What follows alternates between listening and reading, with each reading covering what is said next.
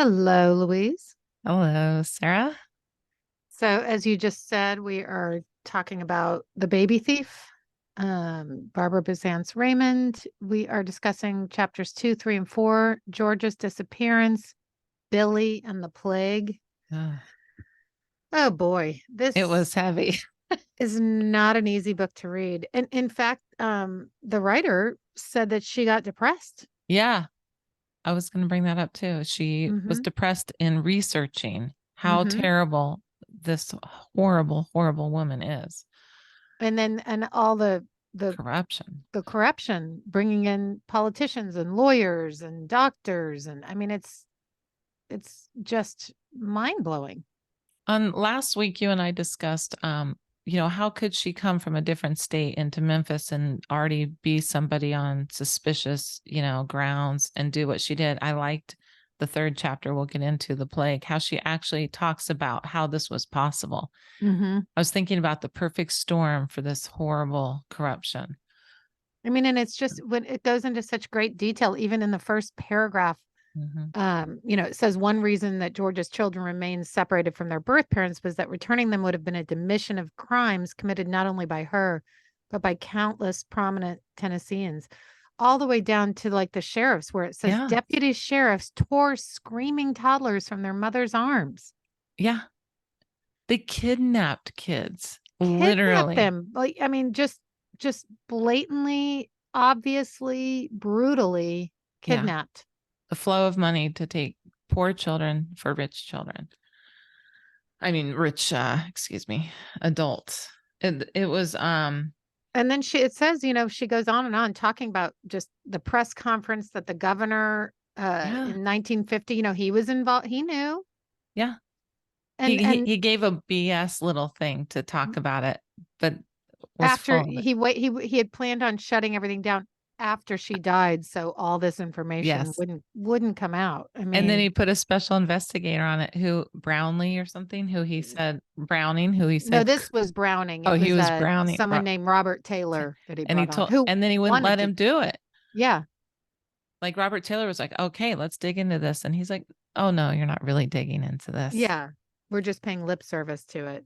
It's disgusting. And then, she says, the writer of this book says she found no article published anywhere that suggested Georgia's stolen children should be returned. The general consensus seems to have been that they were lucky to have been delivered into wealth. Yeah, which they all weren't delivered into wealth. No. They were all delivered into horrible conditions, most of them. I mean, even the ones that were given to relatively normal couples looking for whatever, they had such issues that they were not thriving. No one was doing well in this, which kind of leads to, Yeah, and it's saying so this was after she died, 14 the 18 of Georgia's last 22 wards, uh, and their ages at her death, and just it's saying these children must have been strong, for Georgia had been neglectful and abusive, keeping the babies lying mm, almost unattended in the home, suffocating heat, and drugging them with alcohol and sedatives to keep them quiet. One tiny premature infant had gone untreated for a heart defect. mhm. She also gets in, she did find some people that some of those kids now that talked about how terrified they were in the home. And one woman, she didn't get into the details, but she was still dreaming about her wrists being tied, Right. Well, which means she was sexually Georgia had molested. her adopted into to a man who then Yep. sexually abused her. I And mean, she sexually abused her, which mhm. was disgusting as well. I'm like, this woman, um, there was one, we're gonna get into the next chapter, one person that she kind of highlights here. But the article that came out in Good Housekeeping, which this woman Barbara did, wrote, yeah. got it in Good Housekeeping, aided the efforts. Some adoptees were greatly troubled. The most troubled was Billy Hale. And then we Yeah, get and we'll get into, into him. I just did want to keep mm, quickly wrapping up the first chapter that just talking about the legislation. Georgia had violated the laws of Tennessee and other states and federal laws against kidnapping. but several politicians and legislators had adopted through her, and anxious both to keep their children and to appease worried constituents, they quickly passed a law retroactively legalizing all of her illegal placements. Neither adoptees nor birth parents had influence, but several adoptive fathers who had divorced refused to support their children because they argued their adoptions had been illegal. Some adoptive couples who were dissatisfied with their children sought to have the adoptions annulled. I mean, Yeah, they tried it's to give just, them back. and some did. I Yeah, mean, just the how it all came crashing down and the ripple effects, a lifetime of ripple effects. a And then lifetime. there was one of the ones you're talking about who was 13 Yes. when she and that Georgia tried to present all these kids as blank slates. So this girl had memories and Yes. was in grieving, and the adoptive mother was like, "Oh, those things never happened. You're now Carol." Yeah, you're not Carol. And she was It's told it so was, and weird. she had sisters and brothers that were it was bizarre. Just like you did not, no, nope, nope, nope. You are not Elizabeth. You are now Carol. End of story. You have no background. Yeah. You are mine to be to the identity that I choose for you. Yeah. This was an adoptive mother. Yeah.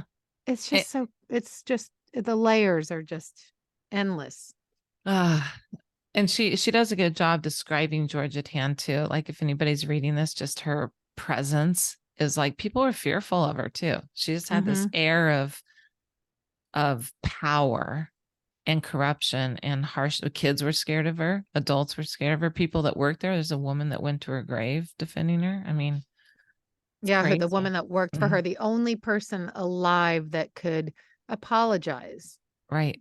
admitting Yeah. George's wrongdoing and apologize, and she just wouldn't do it. And wouldn't corroborate. Well, she couldn't live with The herself. claws of brainwashing are were just the talons are hit deep. Yeah. Well, so the second part, Billy Hale, um, he had a messed up thing, Billy. I mean, I just felt for him because he was living in Oregon when he saw the article, wasn't he? He's Yeah, I believe in Good so. Housekeeping. And then he kind of didn't he saw the article, but what really got him, wasn't he the one that did the 60 minutes? They took the article and talked about on 60 minutes is how he really No, delved in. he watched as the 60 Minutes Mhm. episode, Mhm. and then it ruined it almost like, you think of somebody who takes up gambling and loses Yes. their entire life. He became so obsessed that he lost everything. Yeah. Because he read about it in Good Housekeeping. He was sort of like, oh, that's not me, but that's horrible. And when he saw it on 60 Minutes, he saw the house, Mhm. the place he was actually living when as a child. And he then went in. George's Yes. George's house, yeah. And he told his wife of the time he had actually had a marriage and told his wife, and he had had abusive things as he went on. He had anger issues. They never dealt with all these things, but he Mhm. told his wife, I know that house. And then his whole life was crazy after that. It was all about figuring out those memories. And he became more abusive, more angry. I mean, it's I just, mean, it just the damage is so widespread and in every area of yeah, someone's life. And look, I mean, because of Georgia Tan, we had to spend months waiting to get any information yeah, about our lives, our trickles birth down. certificates, I mean, as a direct result of her and all the people she corrupted, it still has its effects on adoptees today. She created modern adoption as it is Mhm. today. I mean, really just changed the whole how we do it, erase people's Mhm. identities. I was thinking about Michael, our guest that was from the Georgia Tan home and was on the train, and he was covered with, wasn't he? Didn't he have bug bites and Yeah. malnourished, and maybe what he doesn't remember about what he went through? Mhm. Just, Purposefully blocking out. yeah, it makes me sad. Uh, well, then we get Uh, into, yeah, go ahead. No, I was just gonna say, then we get into chapter 4, the plague. The plague, which I didn't know this actually.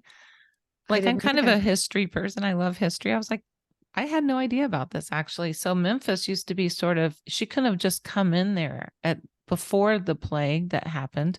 that we're going to talk about. Memphis was a place where you knew neighbors, you knew each other. There were certain people who were respected and families.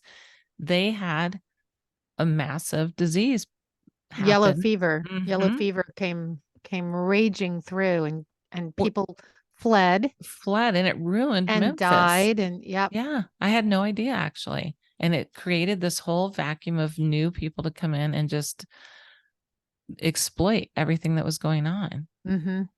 I mean, Desperation, like desperate people and are easily exploited, and that's what happened. yeah. And I wonder, and she knew about it. So that's why she moved. Mhm. That's how disgusting. It's not like she kind of started off, it was interesting to me because she started working with nuns who were actually helping the poor children during, children who were left without parents after the yellow fever and all this stuff. And then they were all fearful of her and they hid from her, and she was trying to take the children. They were trying to hide the children from her. She came right in and knew exactly what she was doing. She was a predator. It's not like she fell into this and became this horrible person. She was this person. She was born this Yes. horrible I mean, what else could I mean, I wonder if they really dive into her own childhood, I want to just to know. see. I know.